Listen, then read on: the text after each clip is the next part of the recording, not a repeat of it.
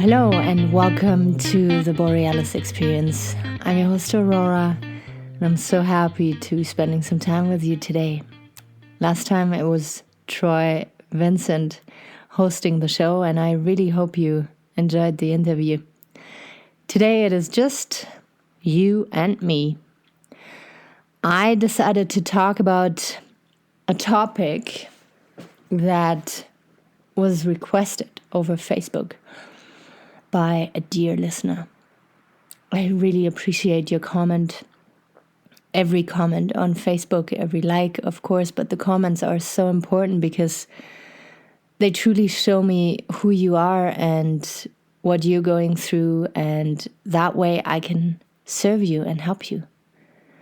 We are herd animals. We need each other. If you open up to the right person, you can really experience like magic and deep healing and deep connection. That's why I love my job so much and my podcast here. If you feel like supporting my podcast, don't hold back. I put a link in the show notes. It's called Buy Me a Coffee, and there you can buy me a coffee. Or what also means a lot to me and helps this podcast is to leave a review on Apple Podcast and a rating. Just a 5-star rating would be awesome. All right, I'm gonna leave my humbleness behind and dive into today's episode now. I want to call this one No Tears Shed.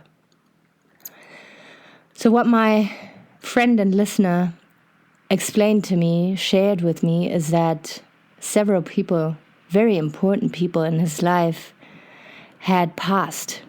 I think he said over the last 20 years, he has lost his parents and other family members and people who were very close to him.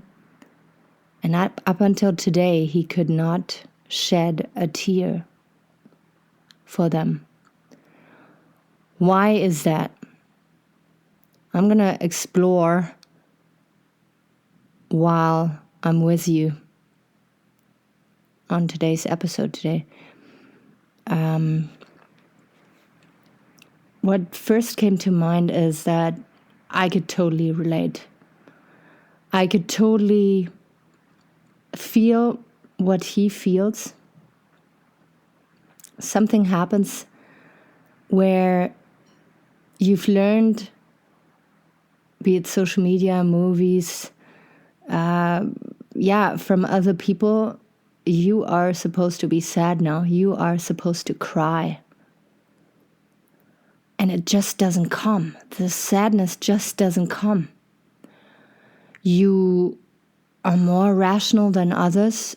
You are a problem solver.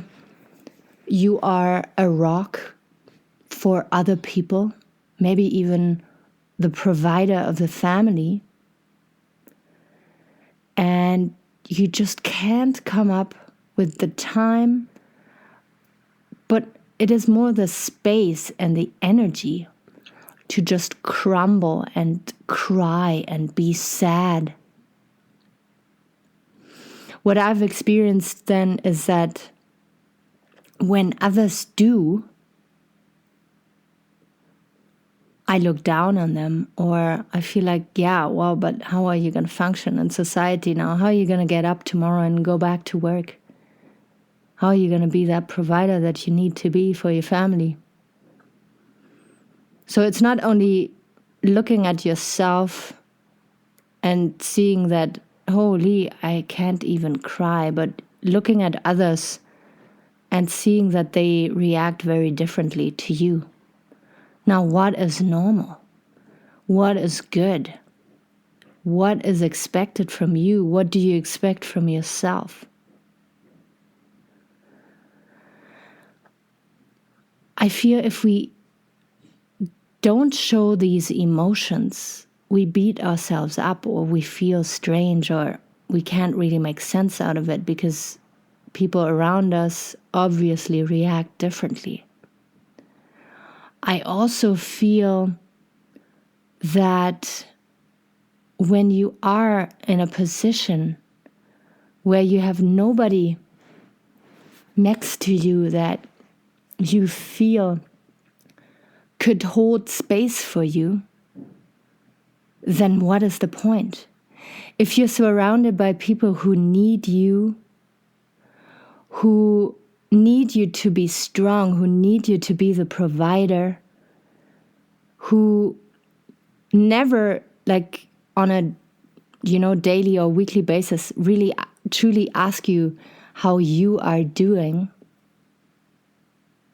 if you learn to not open up to these people because they are so dependent on you, or they cannot hold space for you to show true emotions, then what's the point of opening up?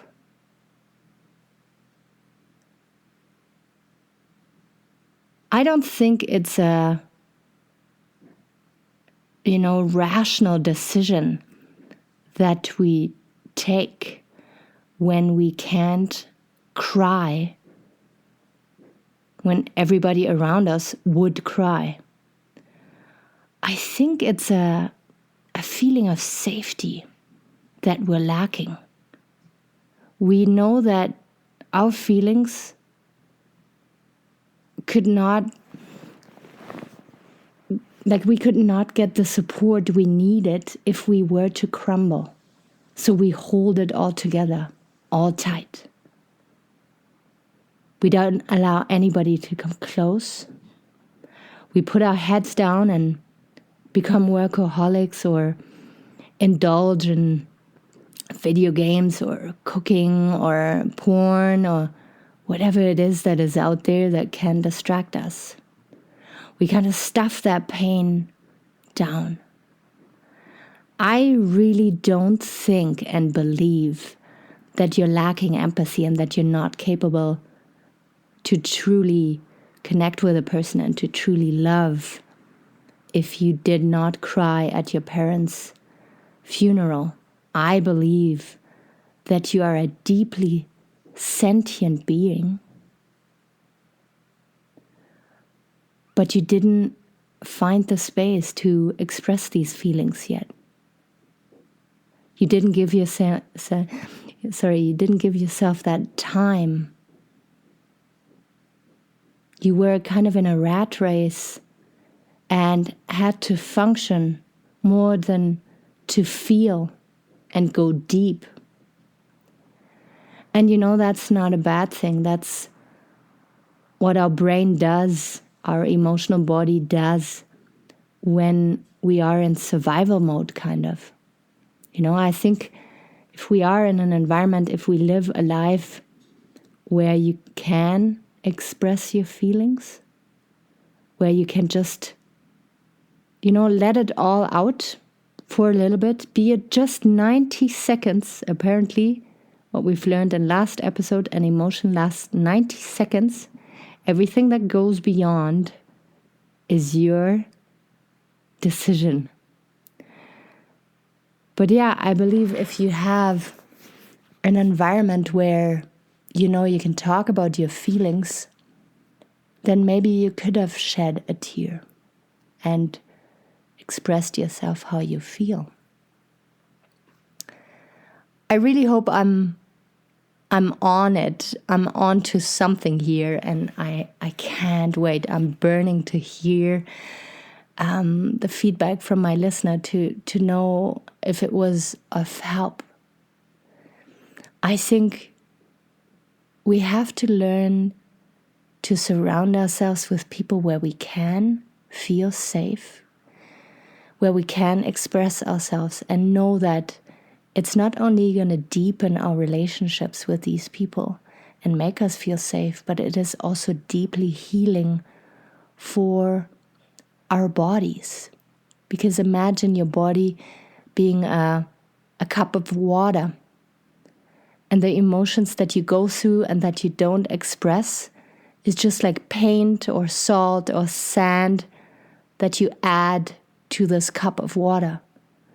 And the more that you stuff into that cup of water, the less water is going to be there, and the more stuff is going to clutter up and clog up your heart and your arteries and just stuff in your body, stuff in your energy, right? You're going to be dense. You're going to be more aggressive. You're going to be more triggered, faster triggered if you hold these emotions in.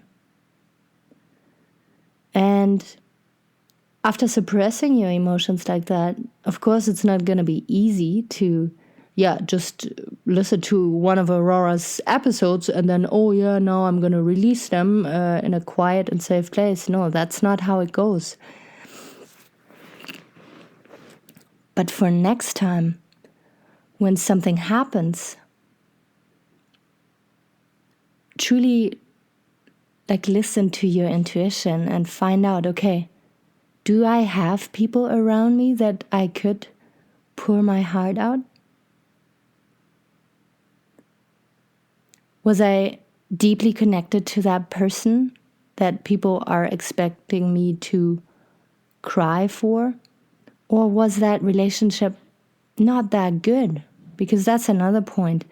If that person that passed away is gone now and your life is better, then that's okay too. You can make peace with that person even after they passed and still send them love and appreciation for all the good times. But if they're not truly missing in your life anymore, then that's all right as well. So many times we think that society is expecting us to function a certain way, to react a certain way, and then if we don't, then, oh my God, we're the weird person out. We have to beat ourselves up now. We have to feel ashamed and guilty because we didn't react the way people wanted us to. Maybe you still hold deep resentment towards the people that passed, and this is why you were not able to cry. It is really important then to work it out with a coach or somebody that you trust to let go of that resentment and to air out that energy, to have you express what hurt you most and to reframe that story and to know that, hey, that person is gone now. They're never going to be able to harm you again. And they worked outside of the norm, or they hurt you beyond, incredible pain. And we can heal that. So explore what it is. Is it that people are not making you feel safe? Is it that you hold deep resentment? Is it that your living situation is so tight that you think if you were to express yourself, you couldn't function anymore? It would go so bad, it would go so deeply sideways that you couldn't hold your job anymore, or be in a relationship anymore, or be a father or mother anymore. I'd love to explore this with you together. So if you hear this now and feel I'm talking to you, please send me a message and let me know what you think it is, and then we can explore further. I'd love to support you. I'd love to find out with you what it's all about. All right. I'm going to leave you with this and know that this is a safe place. You are a good person. You are a person with a growth mindset, because you wouldn't be listening to my podcast if you were not. So also be very grateful and appreciative and proud of yourself, okay? I'll be back out there on Monday for you. In the meantime, connect with me over Facebook. Add me on Facebook. I'm always curious to see where people come from listening to this podcast. Sending my love out to you. Bye-bye.